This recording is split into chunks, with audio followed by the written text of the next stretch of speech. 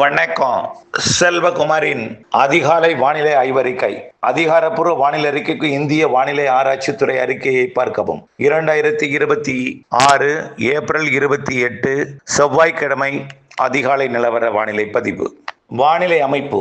தென்கிழக்கு தெற்கு திசை காற்று தமிழ்நாட்டின் ஊடாக திருப்பத்தூர், வேலூர், ராணிப்பேட்டை மற்றும் அதனையும் தாண்டி ஆந்திர பிரதேசம், தெலுங்கானா, கர்நாடகாவின் உள்பகுதியை நோக்கி பயணிக்கிறது. உயரழுத்தமும் ஆந்திரா வடகடலோரத்தை ஒட்டி நீடிக்கிறது. சற்று விலகி கொண்டிருக்கிறது. அரபிக்கடலிலும் உயரழுத்தம் நீடிக்கிறது.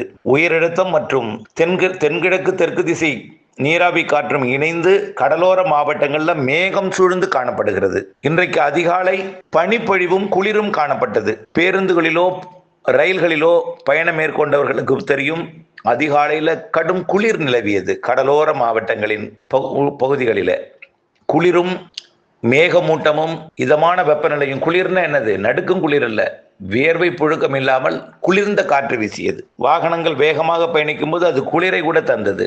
ரயில்கள் பயணிக்கும் பொழுது காற்றை கிழித்து கொண்டு போகும் பொழுது குளிரை கொடுத்தது. இப்படிப்பட்ட வானிலைகளுக்கு இடையே கடலோர மாவட்டங்கள் மேகமூட்டத்துடன் காணப்பட்டது. மழைப்பொழிவை பொறுத்த வரைக்கும் மண்டபத்தில் 2 சென்டிமீட்டர் மழையும், கன்னியாகுமரி மாவட்டம் பேச்சுப்பாறை ஒட்டிய வனப்பகுதிகளில் ஓரிரு சென்டிமீட்டர் மழைப்பொழிவும் கொடுத்தது. இலங்கையில் தெற்கு மத்திய பகுதி, தென் மேற்கு பகுதி, மேற்கு பகுதியில் இடியுடன் கூடிய மழை பொழிந்தது. அது தற்பொழுது கலைந்து தென்கடலோரமும் டெல்டாவிற்கும் மேகமூட்டத்தை கொடுத்து கொண்டிருக்கு. இந்த மேகமூட்டம் 12 மணியோட டெல்டாவில் விலகிடும். மதியத்திற்கு பிறகு புதுக்கோட்டை தெற்கு கடலோரம், அதாவது தொண்டியை ஒட்டிய பகுதி, ராமநாதபுரம் மாவட்டம் மற்றும் தூத்துக்குடி, திருநெல்வேலி, கன்னியாகுமரி, தென்காசி ஆகிய, அதாவது ராமநாதபுரம் மற்றும் புதுக்கோட்டை மாவட்ட தொண்டியை ஒட்டிய பகுதி தொடங்கி கன்னியாகுமரி வரைக்கும் உள்ள தெற்கு கடலோரத்தில் மேகமூட்டம் உருவாகும். ஓரிடங்களில் லேசான தூறல் மழைப்பொழிவு கொடுக்கலாம். ஓரிரு இடம்தான், அது எங்க வேணாலும் இருக்கலாம். எத்தனையோ கிராமங்கள் இருக்கு, எங்க வேணாலும் இருக்கலாம்.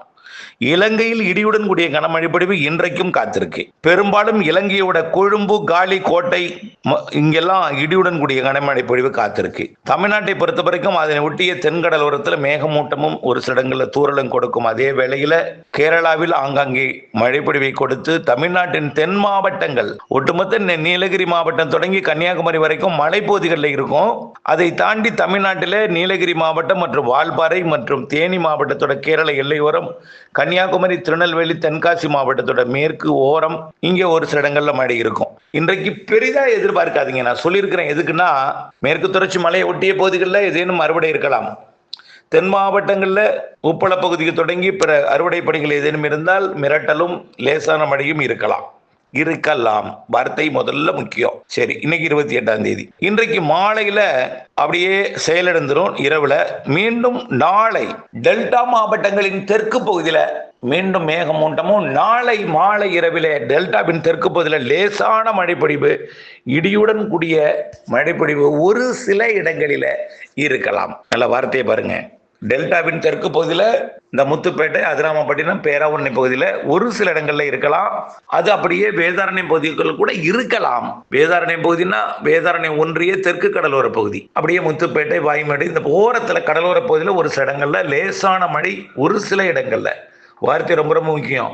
ஒரு சில இடங்களில் லேசான மழை. நான் சொல்றது வேதாரண்யத்திலிருந்து கன்னியாகுமரி வரைக்கும் உள்ள பகுதியை. நம்ம நாளைக்கு இன்றைக்கு என்ன சொல்லியிருக்கிறோம்? தொண்டியிலிருந்து கன்னியாகுமரி வரை, நாளை வேதாரண்யத்திலிருந்து கன்னியாகுமரி வரை இடைப்பட்ட பகுதியில் ஒரு சில இடங்கள்ல லேசான மழை இருக்கலாம் மாலை இரவுல.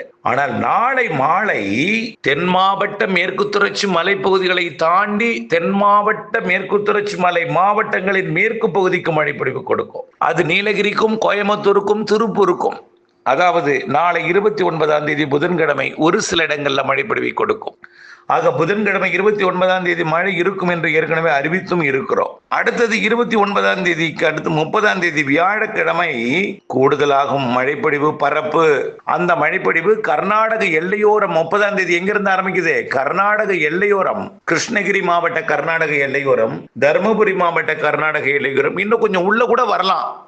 ஊத்தங்கரை வரைக்கும் கூட வாய்ப்பு இருக்கு. திருப்பத்தூர் மாவட்டம் வரைக்கும் கூட வாய்ப்பு இருக்கு 30ஆம் தேதி வியாழக்கிழமை. அதே நேரத்தில் தருமபுரி மாவட்டம் பாப்பிரெட்டிப்பட்டி, அரூர், பொம்மிடி வரைக்கும் கூட வரலாம், உறுதி இல்லை, ஆனால் பெண்ணாகரத்துக்கு வாய்ப்பு இருக்கு. அதே போல ஊத்தங்கரைக்கு வாய்ப்பு இருக்கு, வரலாம், ஆனால் தேன்கனிக்கோட்டைக்கு வாய்ப்பு கூடுதல். பெங்களூருக்கும் மைசூருக்கும் வாய்ப்பு கூடுதல் 30ஆம் தேதி. நீலகிரிக்கு வாய்ப்பு அதிகம், வால்பாறைக்கு வாய்ப்பு அதிகம், திருமூர்த்திக்கு வாய்ப்பு அதிகம். தென் மாவட்டங்களின் மேற்கு தொடர்ச்சி மலைப்பகுதி, தென் மாவட்டங்களின் உள்பகுதிகளில் ஆங்காங்கே மழை இருக்கும் 30ஆம் தேதி. டெல்டா மாவட்டங்களுக்கும் வாய்ப்புண்டு. நல்லா கவனிங்க. 30ஆம் தேதி வியாழக்கிழமை மாலையில திருப்பத்தூர், வேலூர், மாலை முன்னிரவுன்னு சொல்லலாம். திருப்பத்தூர், வேலூர், திருவண்ணாமலை, செங்கம் உள்ளிட்ட பகுதிகள் வச்சுக்கோங்க, மேற்கு பகுதி, சாத்தனூர் உள்ளிட்ட பகுதிகள். அப்புறம் திருவண்ணாமலை மாவட்டத்தின் ஒட்டியுடைய கல்வராயன் மலைப்பகுதியை ஒட்டியுள்ள கள்ளக்குறிச்சி மாவட்ட பகுதி, கிருஷ்ணகிரி, தருமபுரி, சேலம், நாமக்கல், ஈரோடு, கர்நாடக எல்லையோரம் உறுதியாக.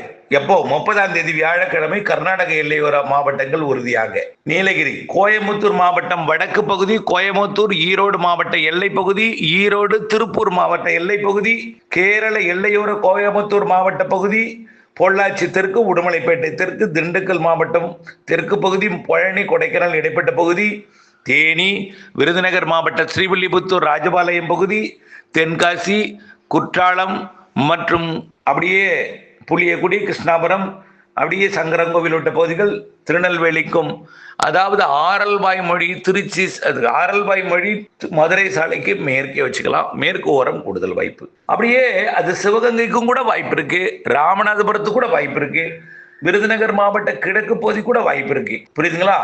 30ஆம் தேதி பரவலாகிறது மழை, ஆனால் ஒதுக்குதல் இருக்கும். 30ஆம் தேதி நள்ளிரவுக்கு பிறகு, நள்ளிரவுக்கு பிறகு, நள்ளிரவிலோ அல்லது முன்னிரவுக்கு பிறகு, நள்ளிரவுக்கு பிறகு, அதாவது அன்று இரவு திருச்சி மாவட்டம் வடக்கு பகுதி, நாமக்கல் மாவட்ட கொல்லிமலை பகுதி, தம்மம்பட்டி பகுதி, அப்படியே பெரம்பலூர் மாவட்ட எல்லையோரம் வரைக்கும் கூட வரலாம்.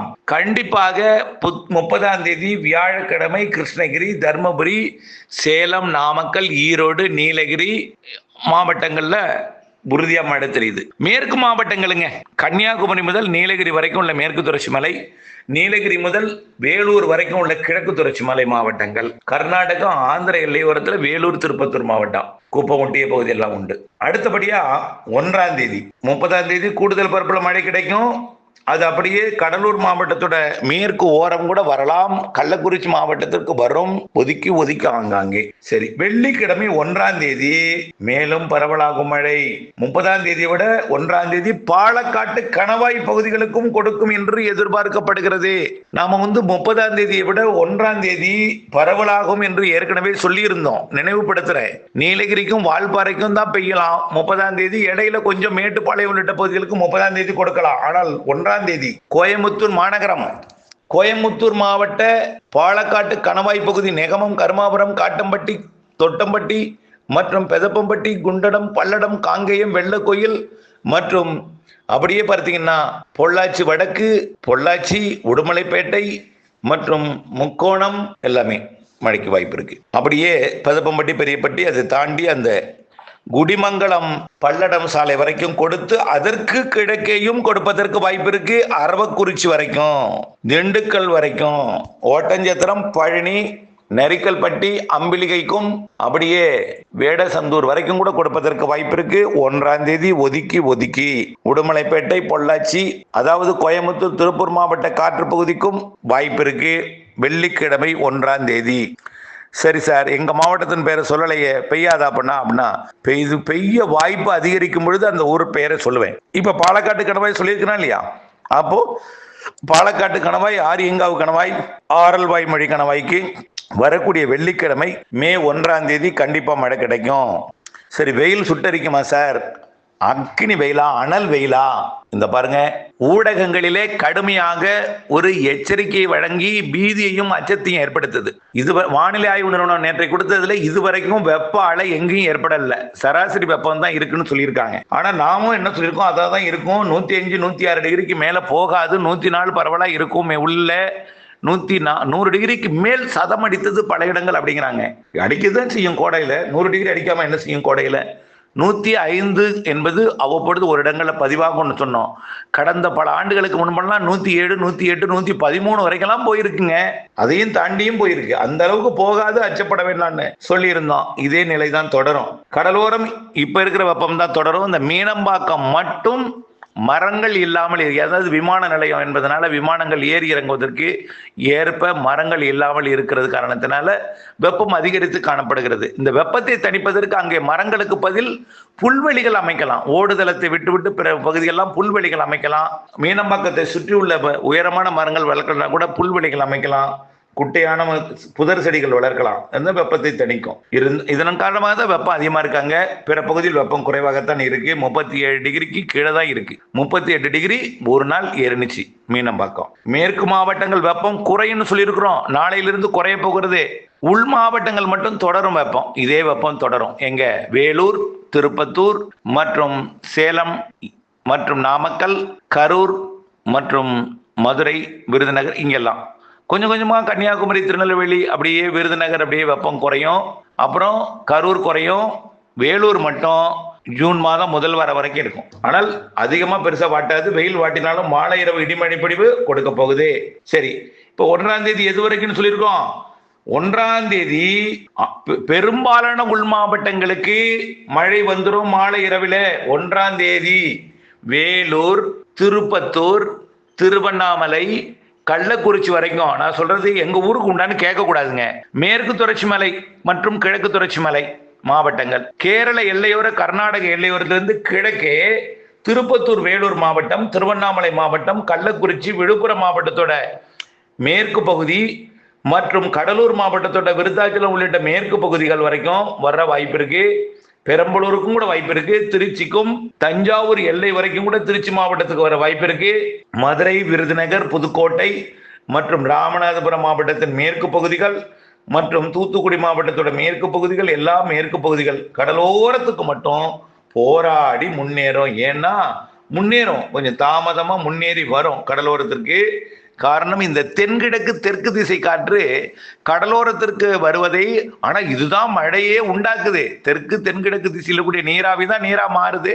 ஆனால் இது தொடர்ந்து உள்ளே தள்ளி கொண்டிருக்கிற காரணத்தால மேக உற்பத்தி உள்ளே உள் மாவட்டங்களிலே, தஞ்சாவூருக்கு மேற்கே, பெரம்பலூருக்கு மேற்கே, கள்ளக்குறிச்சிக்கு மேற்கே, திருவண்ணாமலைக்கு மேற்கே, வேலூருக்கு மேற்கே, கர்நாடகாவின் மைசூரு, பெங்களூரு மற்றும் மங்களூர் வரைக்கும், கேரளா எல்லையோரம் வரைக்கும் மேற்கு மாவட்டங்கள், மேற்கு தொடர்ச்சி மலை மாவட்டங்கள், தென் மாவட்டங்களின் மேற்கு பகுதி நல்ல மழை கொடுக்கும். கடலோரத்திற்கு போராடி போராடி நெருங்கி வந்து மழைப்பொழிவை ஒரு சில இடங்கள்ல கொடுத்தாலும் பரவலான மழை என்பது 3ஆம் தேதியும் அதே போல வந்து உள்ளே வரும் போராடி. ஆனால் கடலோரம் போராடும் வருவதற்கு 4ஆம் தேதி கடலோரம் வந்துவிடும். 4ஆம் தேதி காற்றோட திசையில் சற்று மாற்றம் ஏற்பட்டு 4ஆம் தேதியிலிருந்து கடலோரம் மழை வந்துடும். ஆனால் கடலோரம் டெல்டாவிற்கு வந்துடும் 4ஆம் தேதி. 3ஆம் தேதியே வர வாய்ப்பு இருக்கு. 4ஆம் தேதி டெல்டாக்குள்ள வந்துடும். ஆனா சார் 1ஆம் தேதி 2ஆம் தேதி வராதான் கூடாது. 1ஆம் தேதி 2ஆம் தேதி வருவதற்கு வாய்ப்பு இருக்கு, உறுதி இல்லை. வந்தாலும் ஒரு சில இடங்கள்ல பெய்யலாம். ஒதுக்குதல் அதிகமா இருக்கும். 4ஆம் தேதியிலிருந்து ஒதுக்குதல் குறைந்து கடலோரம் வந்துடும். இறுதியில 5ஆம் தேதிக்கு மேலதான் திருவள்ளூர், சென்னை கடலோரத்துக்கு கொடுக்கும். ஆனால் திருத்தணி, காஞ்சிபுரத்துக்கெல்லாம் வந்துடும் 3ஆம் தேதி 4ஆம் தேதியே. அப்போ கடைசியா மழை தொடங்கக்கூடிய இடம் எதுன்னு பார்த்தீங்கன்னா அது திருவள்ளூர் மாவட்ட கடலோரமும் சென்னை கடலோரமும் கண்டிப்பா வந்துடும். முதல் வாரத்துல நல்ல மழை இருக்கு, 2ஆவது வாரத்திலையும் இருக்கு. தொடர்ந்து மேவாதத்துல இப்படி இடிமழை பொழிவு, வெப்பச்சலன மழை பொழிவு கொடுக்க இருக்கிறது. வங்கக்கடலையும் அரபிக்கடலையும் இருவேறு நிகழ்வு உருவாக போகுது. அவை இணைப்பு சுழற்சியால் பிணைக்கப்பட போகிறது. வெப்ப அலை குறித்த அச்சம் வேண்டாம். தொடர்ந்து வங்கக்கடலோரம், இந்த மீனம்பாக்கம் தவிர பிற பகுதிகளில் இயல்பான வெப்பம் தான் இருக்கும். மேற்கு மாவட்டங்கள்லையும் வெப்பம் இயல்பாகிவிடும். உள்ளே மட்டும் தொடர்ந்து இதே வெப்பம் நீடித்தாலும் படிப்படியாக 3ஆம் தேதி 4ஆம் தேதிக்கு அப்புறம் குறையும் என்பதில் மாற்றம் இல்லை. ஏற்கனவே சொல்லியிருக்கிறோம், நீண்டகால வானிலை அறிக்கையில முன்கூட்டியே தொடங்கும் தென்மேற்கு பருவமழை, மாத இறுதி, மே இறுதி, சராசரிக்கு கூடுதல் தென்மேற்கு பருவமழை, இவையெல்லாம் கடல் வெப்பம், கடல் நீரோட்டத்தை பற்றி கணிக்கப்பட்டிருக்கிறது என்பதையும் அச்சமோ பீதியோ கொள்ளாமல் தொடர்ந்து வானிலை அப்டேட்ஸோட இணைந்திருக்க அன்போடு கேட்டுக்கொள்கிறேன். நன்றி. இப்ப எல்லா மாவட்டங்களுக்கும் மழை சொல்லியிருக்கிறேன். ஆனால் ஒதுக்குதல் இருக்கும் கடலோரம்னு சொல்லியிருக்கிறேன். படிப்படியா ஒதுக்குதல் குறையும் சொல்லியிருக்கிறேன். ஒதுக்குதல் இருக்கும் என்ற நம்பிக்கையுடன் இருக்கணும். மேற்கே தான் அடிக்கடி கொஞ்சம் ஒதுக்குதல் குறைவாக மழை பெய்ய தொடங்கும். ஒதுக்குதல் இல்லாத மழைனா வரக்கூடிய 16ஆம் தேதி, மன்னிக்கவும், 4ஆம் தேதிக்கு மேல இருக்கும். இணைந்தே இருங்கள் அப்டேட்ஸுடன். தொடர்ந்து அப்டேட்ஸோட இணைந்திருங்க. புரிதல் வேண்டும், வார்த்தைக்கு வார்த்தை அர்த்தம் புரிதல் வேண்டும். நன்றி.